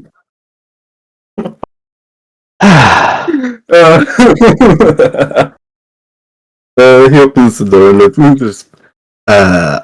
My report to make about the ducks. Oh! You've finally got something interesting to read. Here, let's have a look. What's gone on then? Just, can you give me a quick summary? Well, nothing too particularly on the docks happened. Some new stuff came in. There was a boat with just chickens. That's a bit odd. Don't ask me why. I don't know. I asked, and they said they're just chickens. transporting chickens. I did just... Were they alive? Chickens. Live chickens. Yeah. Do they not know that livestock is banned from being imported at our docks at the moment because of the recent influenza? I hope you turn them away. To tell them that. I did. I told them to leave immediately, but they said, well, we have chickens to sell. And I said, well, not here. Right. They're banned. And well, we have another shipment coming in with other livestock. Hopefully it's not chicken. They said no. Okay, I guess. What was it then? Did they say what the other shipment was? It was cow meat. Right. Cows. Cow meat. Okay. This time, not alive. But that's fine then, as long as it's been preserved properly and as long as it's as fresh as it can be, it's not going to be a problem selling it on the markets. However, or if it's been cured, it's even better. But how many times and how many signs do we have to put up to say no livestock on the docks? I had a talk with the captain of the boat, and the captain said, well, we were sent here to bring chickens. And I asked them who. They wouldn't give me a name. And I told them specifically there is a sign that says it. Right. And I took the captain to read the sign, and he Let me guess. Well, I have chickens. Let me guess, he can't read. No, he can't. Good. Actually. His first mate, though, could read. And? Well, he told it to him, and he said, well, what am I going to do with these chickens? Leave! They took me an hour! 2 hours to get them off the dock! Jesus. Leave! You'd think they'd have a bit of common sense in this day and age, wouldn't you? Ah, well. And tried to square up with me then. And I'm a big dude. Fair enough. Big greatsword. Whilst you were down there on the docks, did you find anything more out about that travelling troupe that came in on the docks on one of the boats and set up camp outside. Did you find anything more out about them?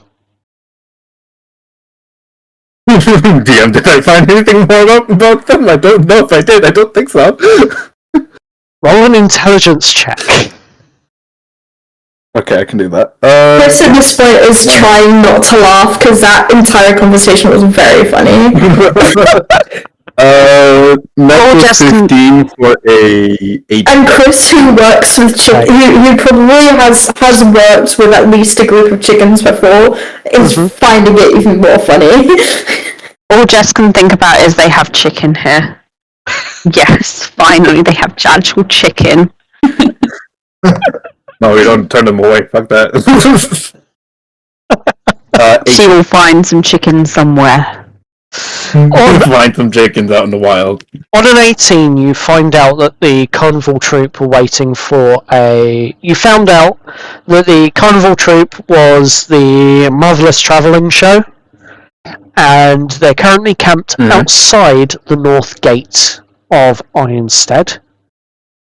You also found out that someone that was on a certain watch list did travel with them, and that today was their last day before the troop moves out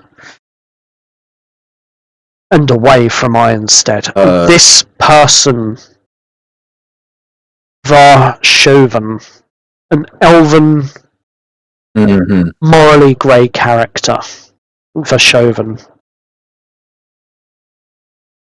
He takes out his book. Yes. And then shows him this person, and he hides the book from everyone around. This person's name, and he underlined that this is their last day today on the carnival. They were traveling with them.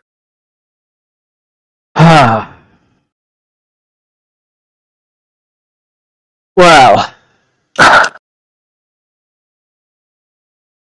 now you see, that is good information.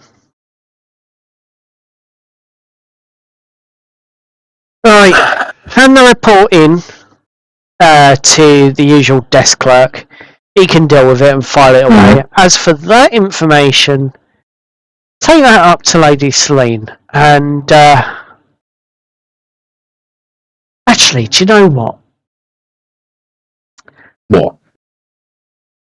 Do you fancy a field trip?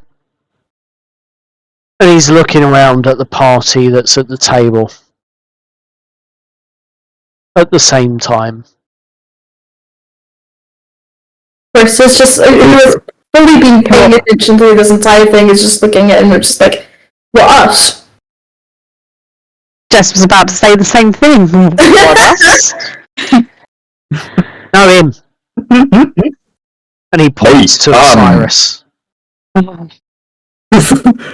know, I've been cooped up at the docks for a bit too long. Sure, I'd love a field trip. Well, we need to know and find out where this person, because the name hasn't been said to you lot around the table yet, it's just been pointed at in a book. We need to know where this person is going, and ideally, we need to get them. If we can, before they slip away. Do you think you could do that?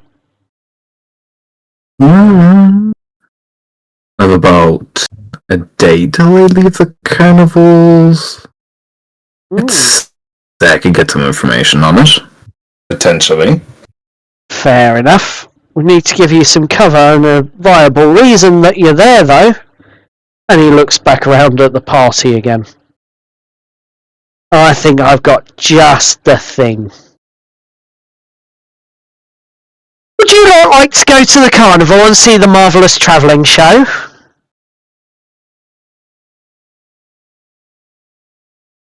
Jess is just going to look at the others. I haven't been to... I don't think I've ever been to a carnival. There'll be fun, there'll be Fancy a magic games. carnival? Say that again. Steve?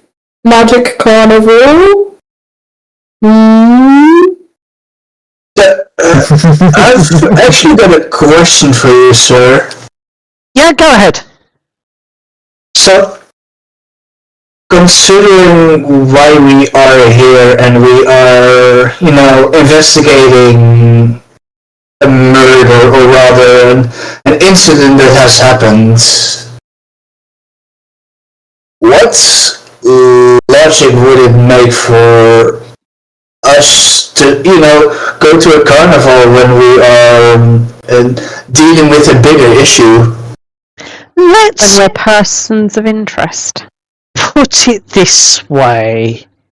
You're new to this town, right? You're new to this Yeah. place. Yeah. And you don't necessarily know our laws and rules, correct? Correct? Correct. And from what we got in the report, and what I hope matches in yours, we'll find out soon enough, it was self-defense, wasn't it? Pretty much, yeah. Right. Not pretty much, it was self-defense. It was self-defense. And your wizard in the party cast a spell. Rick immediately points towards Steve. Cast a spell that he knew would be really, really loud. I don't know if he knew that. Yeah, to attract guards. He said we needed help. Lucky guess. Is that right? I'm still figuring out, the whole spellcasting thing, but yeah, let's go with that. I knew what I was doing. I don't think he did. Shut it. Regardless of whether it was sheer dumb luck or he knew what he was doing, doesn't matter.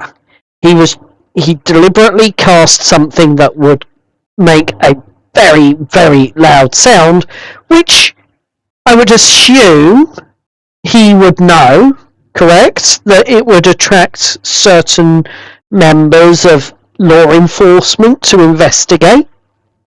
Yes. Right. So we're all on the same page here, yes? Yes. Right. Well, unfortunately during that incident, one of you, killed someone called Snake, yes? Yes. Last time, Osiris, if I recall, last time you encountered Snake, he tried to have you over the bloody steps, didn't he? From what I remember, you ended up spanking him with your sword across the arse multiple times. Just bursts out laughing. He was always a naughty kid. Yeah. Yeah, thankfully it was the blunt side.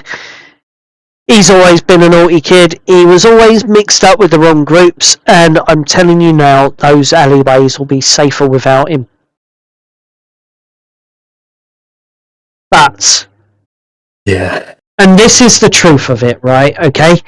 You can't just go around killing people willy-nilly. It's not on.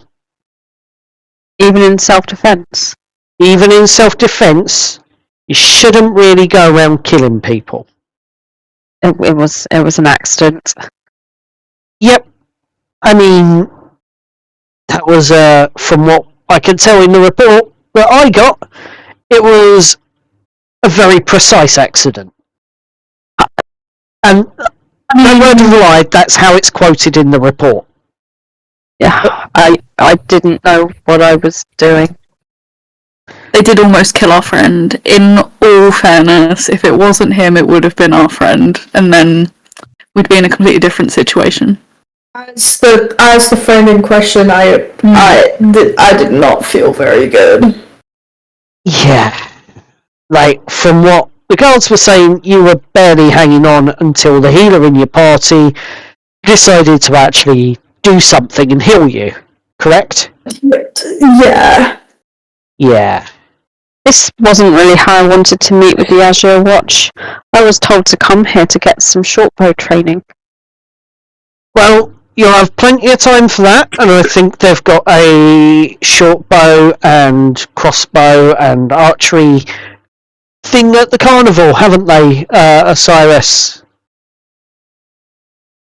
There's a few games there, not too many, but yeah, there should be some of them around. And you're not too bad with a short bow, are you?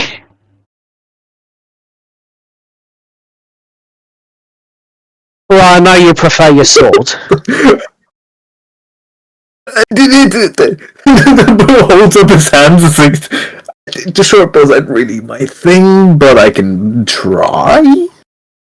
I don't mind them. Fair enough. Right, I think that's decided then. You can go and do your training at the carnival. And you are there for a purpose. Consider this your punishment. You're going to basically be babysitted by Osiris whilst he's doing another job. He's there to get information. You're there to act as his alibi. Is that clear? We can eat carnival food too, yeah? Crystal clear. Good. We can't eat. With what money can we eat carnival food? I have a little bit. So? But I'll give you guys some. I'll get you guys some cannibal food. Yeah, Chris looks in my wallet and just like, I've got like a couple tenors in here. I don't know. The halfling raises an eyebrow at you. A very bushy eyebrow. The tenor. The tenor. I don't know either. But do yourself back like slight compliment. Osiris, go to the petty cash and speak to the clerk. Pull out a total of, I don't know, I think gold each for each of them. That should cover their expenses. Make sure you get the receipts though, will you? I will do that as soon as I hand in both of my reports so I can have more efficiency. Excellent. Right, well I think that settles it. In the meantime, got about an hour before the carnival opens up, so what we're going to do, we're going to have all of you out the front, and we're going to teach you some discipline with your weapons. I only have daggers, I don't have If you want to watch it, he's going to quickly run and go do reports. Steve looks at his rack of weapons. I guess I have a weapon of my own, I suppose? Yep. I've only got these, and Chris puts up their hands and starts twisting them around like an old timey black and white cartoon.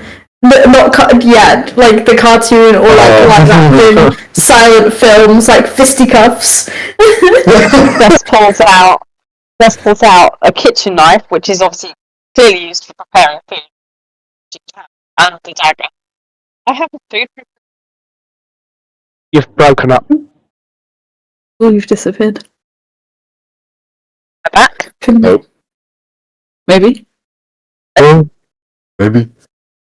No, you've gone mute and unmute.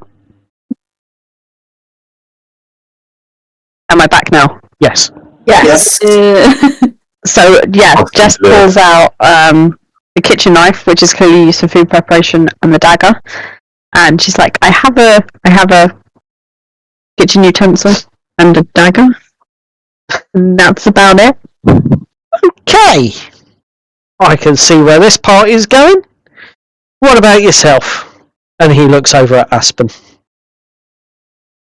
I have a metal pipe. Interesting choice of weapon. Do you know what? Considering this is potentially going to get you into a bit of trouble for your trouble. We'll give you all proper weapons. And as for that twirly dance you just did, as he looks over at Chris, well, not sure what you were trying to do there. Were you actually trying to cast a spell? No. Not sure what you were trying to do there, but I hope interpretive dance is something that is effective in the battlefield. Although I've never seen You've it. just never seen my technique. Don't worry, their technique is uniquely theirs.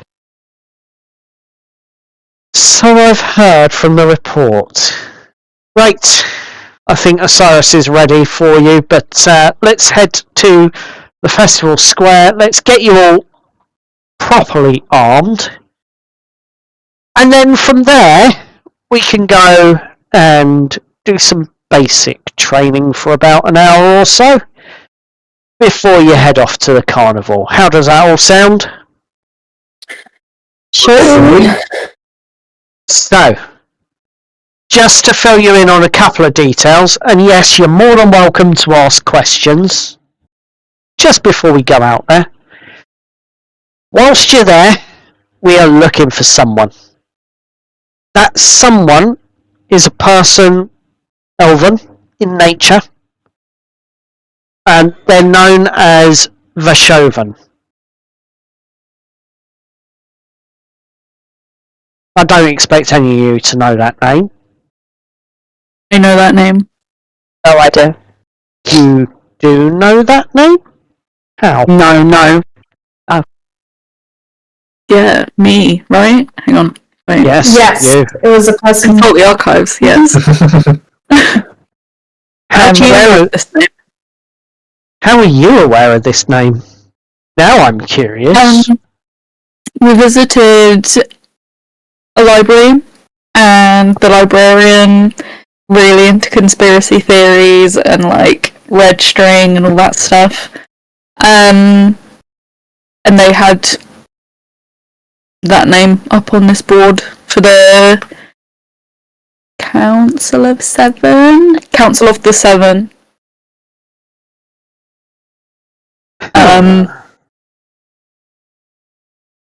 Yeah, I don't know everything, obviously, but I've heard of the name and the Council of the Seven. So, Well, I can tell you now he ain't a member of the Council of Seven, okay. but if he's linked to it, this was seen at the library. Yeah, there's a conspiracy theory board. I think it's like a side hobby of the librarian, but it was very detailed. They have a little book and everything. Interesting. I might just send an investigator up there to have a look at this conspiracy board. I thank you for your service and the tip. And certainly I will thank you for your service after you complete this thing. Consider this your consequence for your actions. You killed someone that could have given us some information, but at the same time was causing a lot of problems.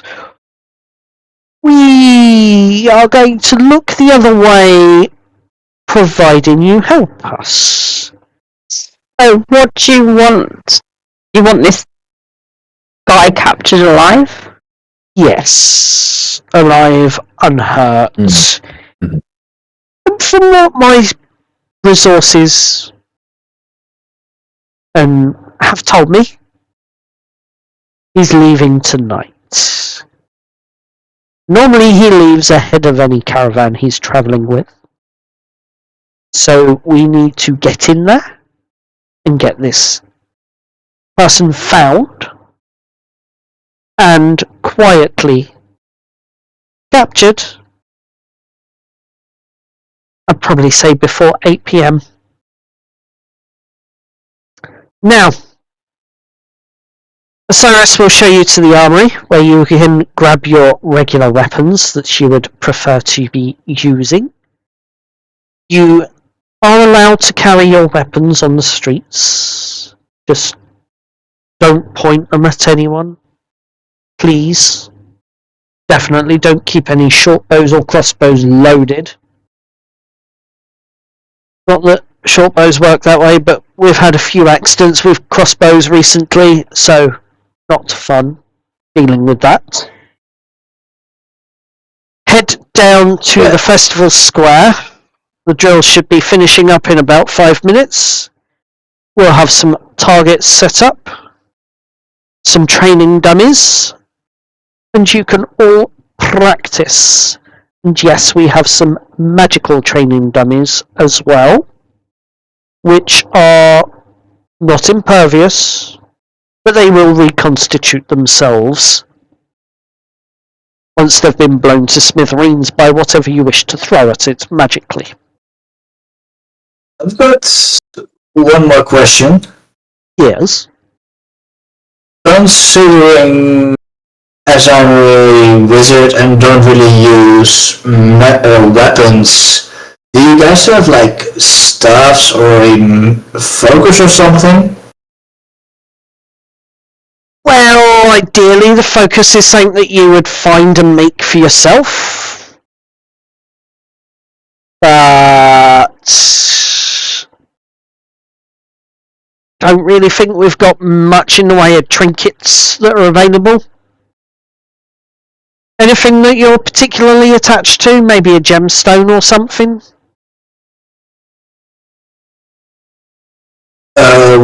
Well, I do really enjoy the look of the jade crystal.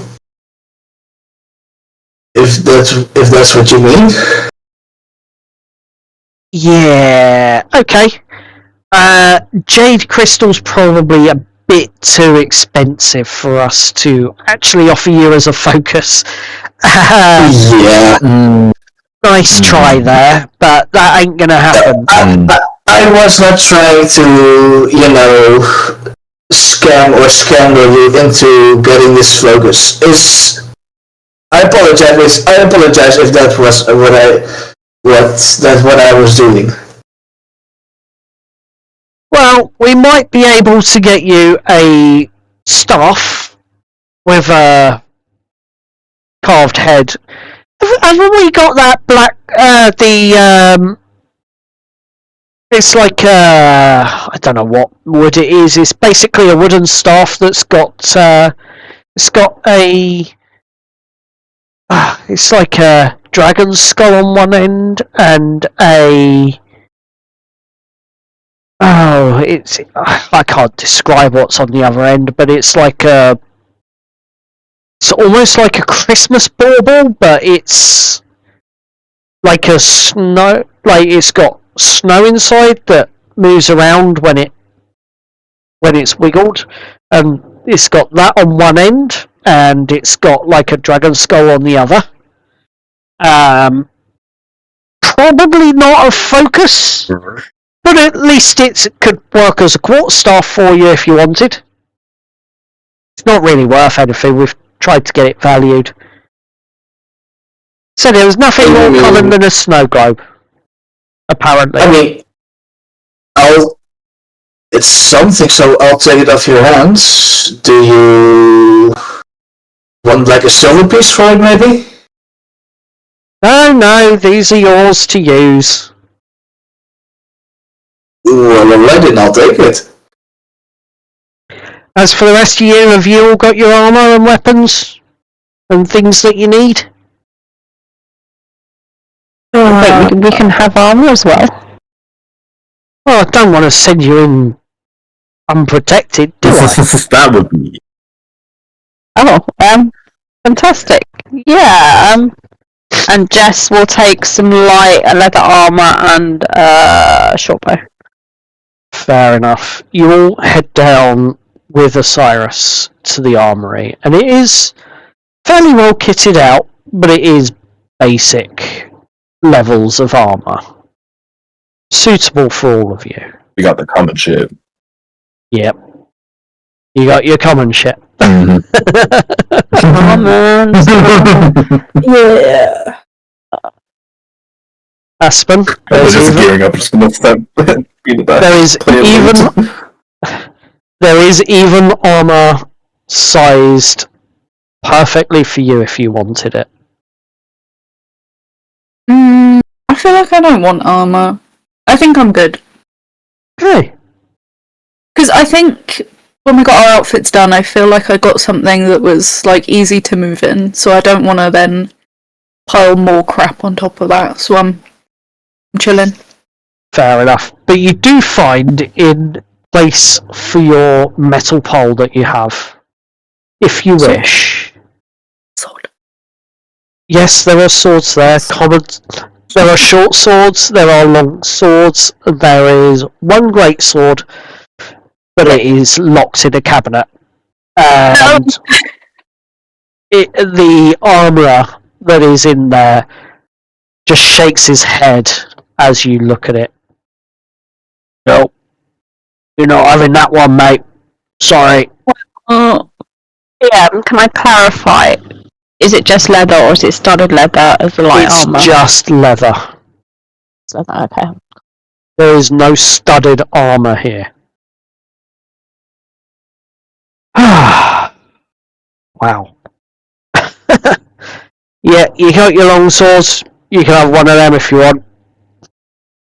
Or you can trade in that metal pole of yours for this fine quarterstaff. Jesus, that's heavy, isn't it? Your one. Looks heavy. This one might be a bit lighter for you. And he throws another metal pole. But this one's a lot more balanced as he throws it towards you. And it's a lot lighter, but it's about the same length. You know what? If we're doing this, I might as well go all out. I want a sword. I want to be a sick lesbian with a sword. I want a sword. Yes! Sword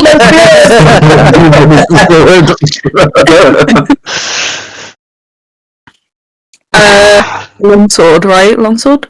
Yep, longsword. Are there any scimitars available? There are 2 scimitars. They are just your basic scimitars. Yes! And you can grab them.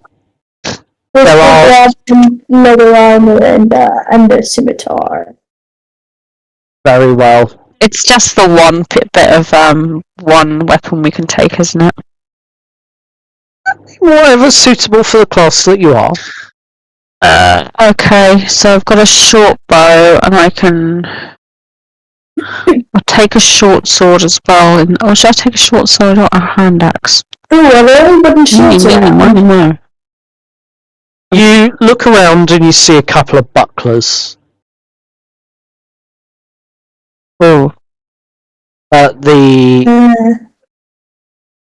half-orc that's standing there just looks at you and is like, nope.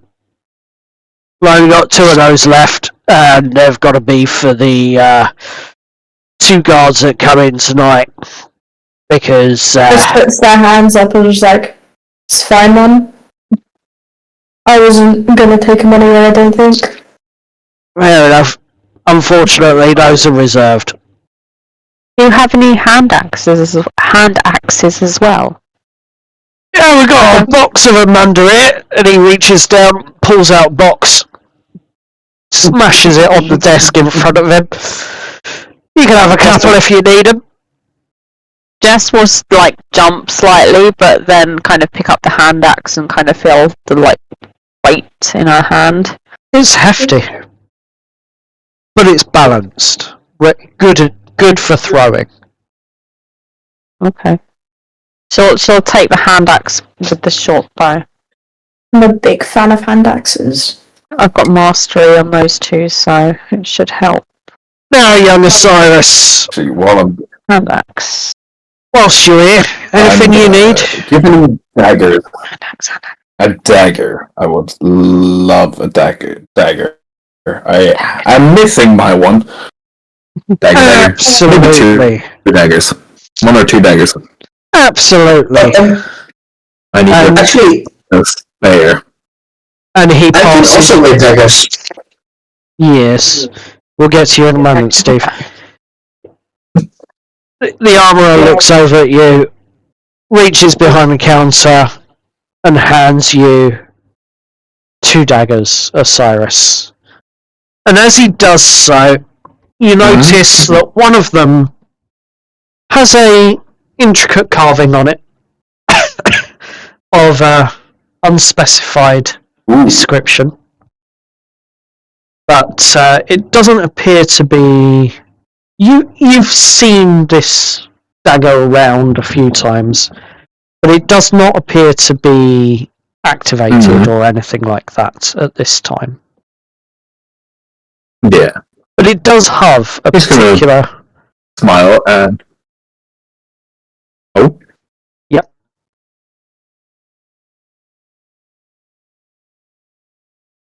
No, he was just gonna smile and just say thank you to him.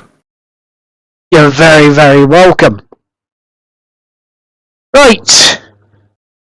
And he's gonna hide both of them in his clothes. Fair enough.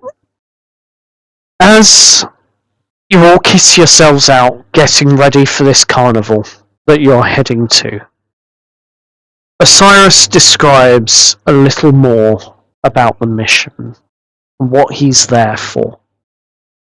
You understand and learn that Va Shoven is an elf who is a morally grey character,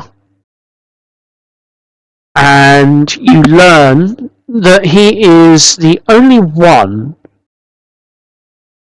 that is explicitly tied to what was the original corruption of the Council of Seven just 3 weeks prior. He slipped through the cracks and got away. You learn that it was rumoured that he had returned to Ironstead 6 days prior on a boat with the carnival, and is going to be travelling out with the carnival, but slightly ahead of schedule this very night. And you also learn from Aspen, nonetheless, that this is one of the wanted with a bounty on their head. And this is confirmed as you walk past a notice board just outside the doors of the Azure Watch headquarters. Va Shoven, wanted, 5 gold reward, and an image of him. As you all step out into the light of the afternoon sun, into the courtyard and the training yard to begin practicing with your new equipment, Osiris, this is the first time. This is the first time that the party has seen natural light hit your physique. Would you like to describe to the group and to our audience what you actually look like? Alright, let's have some fun with this. Osiris is in some... Not to most of the other Azure Watch people, he is more in some uniform bits, but also in normal sailor's clothing as well, to blend in. He has his hair tied up back, green skin, darker green skin that kind of fades towards the top of his head and the bottom of his hands. Very weathered. He's been on the sea a lot. Has a big greatsword on his back. Very muscular-ish, but tall. He's a very tall individual. But best way to describe him, he has a very nice smile while he's this imposing figure. Around the lines of him. Fair enough. Oh, he also carries around a light with him. Just has a musical instrument. I don't remember where he's got it from. It's there. Brilliant. I do know where he's got it from. He doesn't. Okay. So, with that description, and about an hour's worth of training with various members of the Azure Watch, actually teaching you all how to use the weapons you've selected properly for the first time. After about an hour, most of you have got the hang of it, although still very rusty or very basic with your skills currently.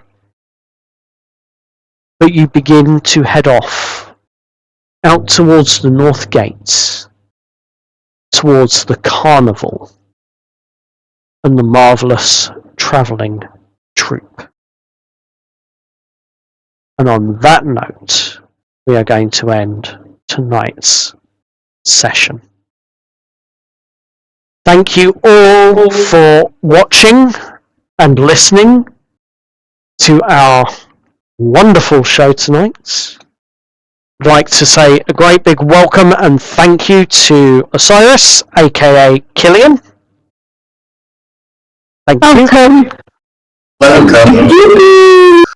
Welcome to the chaos, my friend. I am going to create so much chaos with you guys. It's going to be Look hilarious. forward to the chaos. And Chaos.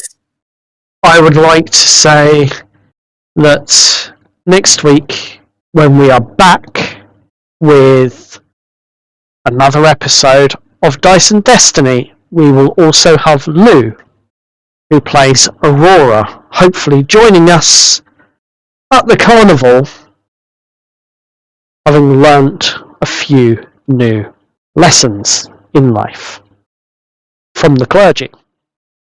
As for the rest of you, your training that you do puts you all not too far away from leveling up. Yay.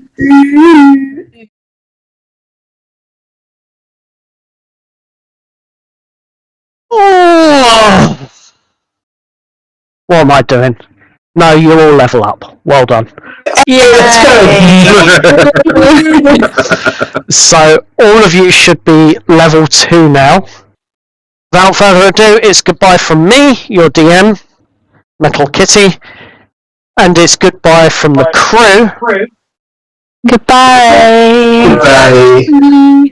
who Bye-bye. are too numerous to name. So, have a great evening, weekend, night, whatever time it may be when you're watching or listening to this, and we look forward to seeing you all in the next session.